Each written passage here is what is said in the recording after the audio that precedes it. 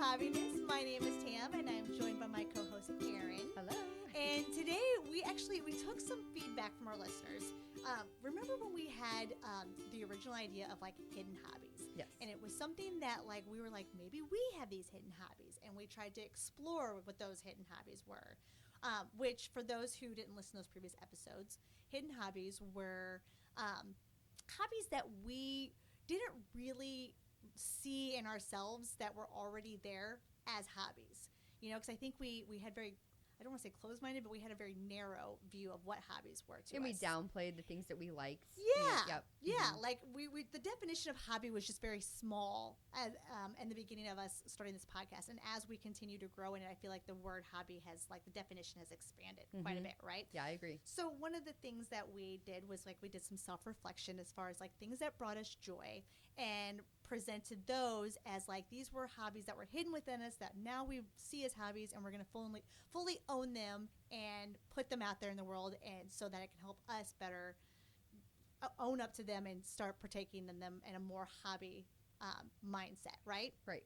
So a couple listeners reached out and were just like, okay, so how did you do that self-reflection so that we ourselves could do that? And I was like, well, that's great. Why didn't we talk about that? How do we break that down? Why didn't we think of some way to kind of really spell it out more? I mean, it kind of happened naturally, right? Yeah. But there was a method to the madness. There was a method to the madness, which I don't think I would have found the method in the madness until, like, I listened back to our podcast and, like, we actually talked to each other about it. Yeah. Because I think I needed to, like, step actually, out. Yeah. Yep. Mm-hmm. You know, I even talked about even doing it with myself. It was, like, kind of hard to not, like, get in my own way about it.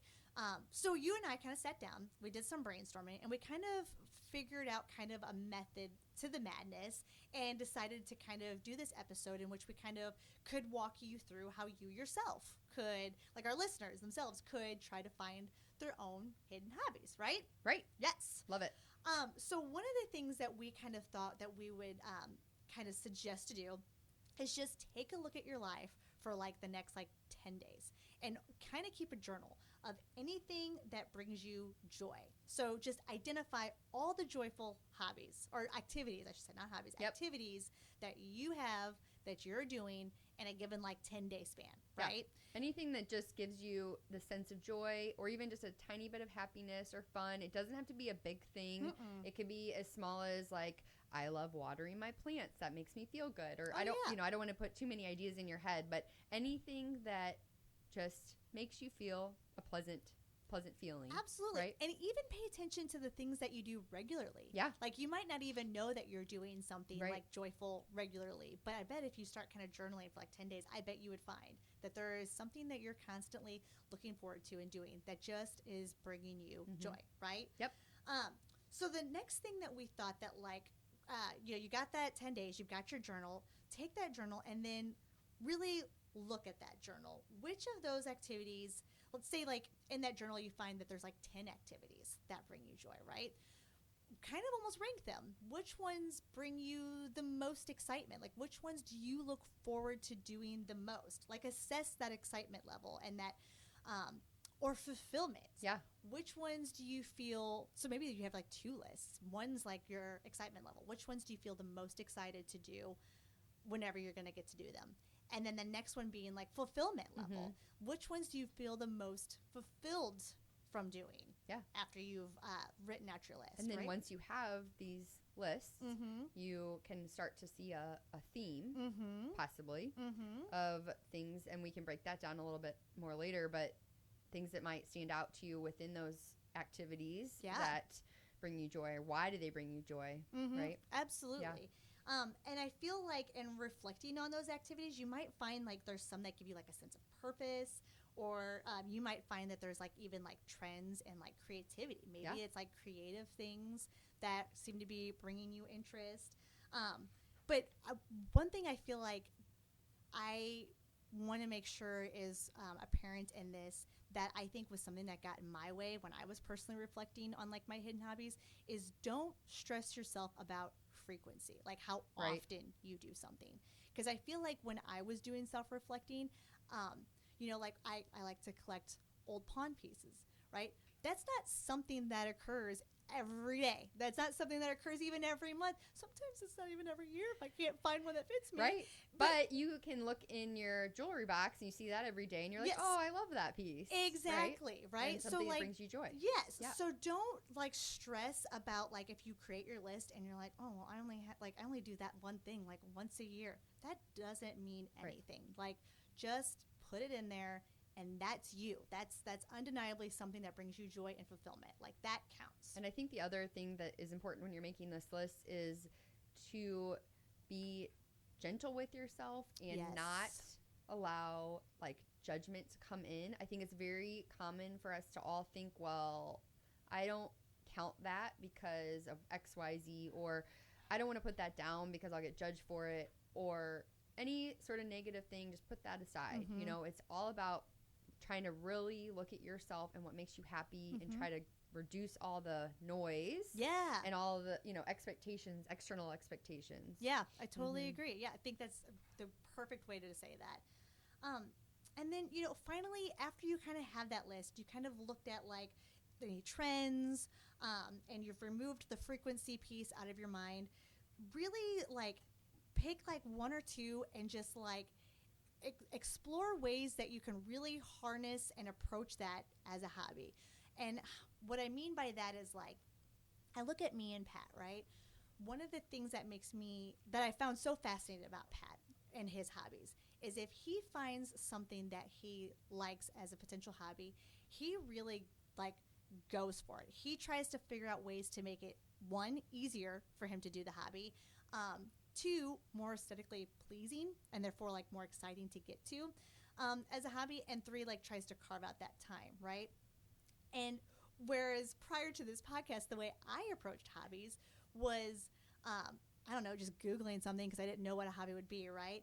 And so then because I wasn't fully engaged in it, I was kind of piecemealing tools for the hobby to make it work, but it never really worked, right? If anything, it only made trying to do the hobby harder for me. Yeah, you didn't go all in. You didn't go all in. So then it didn't make it exciting for me. So then I didn't find myself getting joy in doing it because I was like, again, I was making it harder on myself. And I didn't have all the right tools to do the hobby in the first place because I was just trying to just be like haphazard about it, right?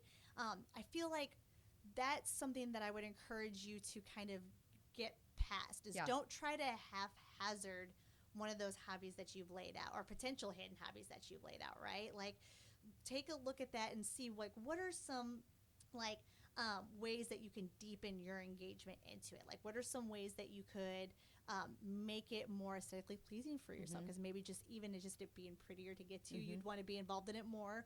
Or what are the tools that you can buy that would help make that an easier transition and a lesser entry to get into that? To like being intention, like setting the intention to carve out the time. Yes. You know, like because I think that we as busy people, busy moms, I get overwhelmed sometimes. Yeah. Like I would like to try lots of different things, and then I just kind of get analysis paralysis, and I'm like, well, I'm not going to do anything. You know?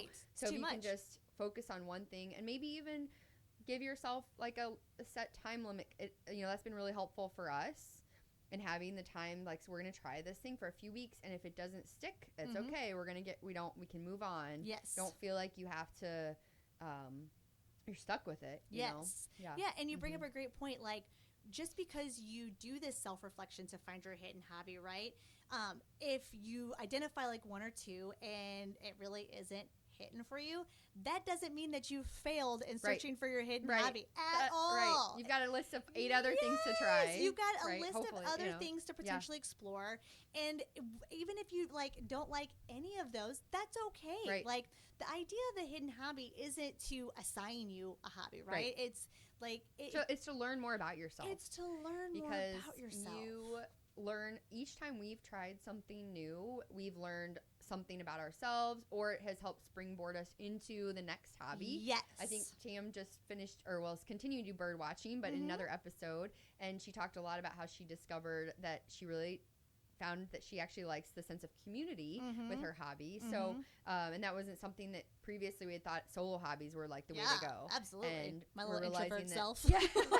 Which is shocking that you're claiming to be an introvert because it's not true at all. But, anyway, each time it's like a little stepping stone, you know, you don't know where it might lead. It might lead into something else. It's true. Yeah. And I feel like I personally, had I not taken the time to kind of sit in and reflect about my hidden hobbies, I don't think I would have, like you said, have been springboarded into other interests that get me excited. And so I don't want you to, listeners, you being the listeners, to hear, okay, I got my list. Oh, I don't like any of this. Well, now what do I do? Like, I failed, right? Like, you didn't fail. You gave yourself a starting point. You gave yourself some grace. You gave yourself an opportunity to explore something. Look at what you explored. Was there anything in that particular hidden hobby that you did like? Maybe try to segue into like something that kind of falls into a similar realm and go from there. Your hidden hobby is just your starting point. It's just a guide to show you that you do have interests. Like there is you in there, and there's creative you, most importantly, in there. And it's just owning that creativity and tapping into it as opposed to discrediting it and like not using it because you're afraid that would just be wasted time. No time put on yourself is wasted time. Time on yourself is valuable. Amen. Reach in today. Like, time on yourself is valuable. If you aren't taking time for yourself, no one else is going to. Right. You know, like, and you can't take care of other people if you don't take care of yourself. Right. And you know, of course your partner's going to be there to help you, you know, and like you know, they're going to help, you know, fill time so that you can have that self-care time. But really, what self-care time really is self-care time. Is you making time for yourself. Right. And I think finding your hidden hobby is a great way to start exploring what that looks like. And I hope that, you know, in listening to this episode, we kind of gave like our followers a little bit of, our listeners, like a little bit of an opportunity to find a starting point and move that needle in the right direction of finding their hidden hobbies and potentially their full hobbies. Like, they're no longer hidden. That's right. They're out for the world to see. They're out for the world to see that this is my hobby. Yes. And just, being your own self. Yes.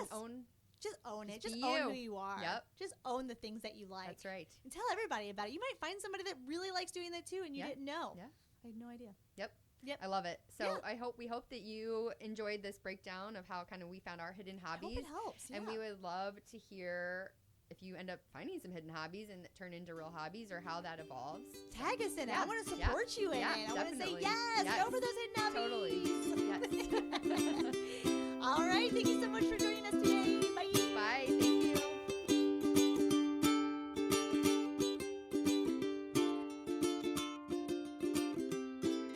Thank you for listening to The Art of Hobbiness. Be sure to subscribe and leave a review. And for more Erin Tam fun, be sure to follow us on all socials for behind-the-scenes footage on our journey to find hobbiness.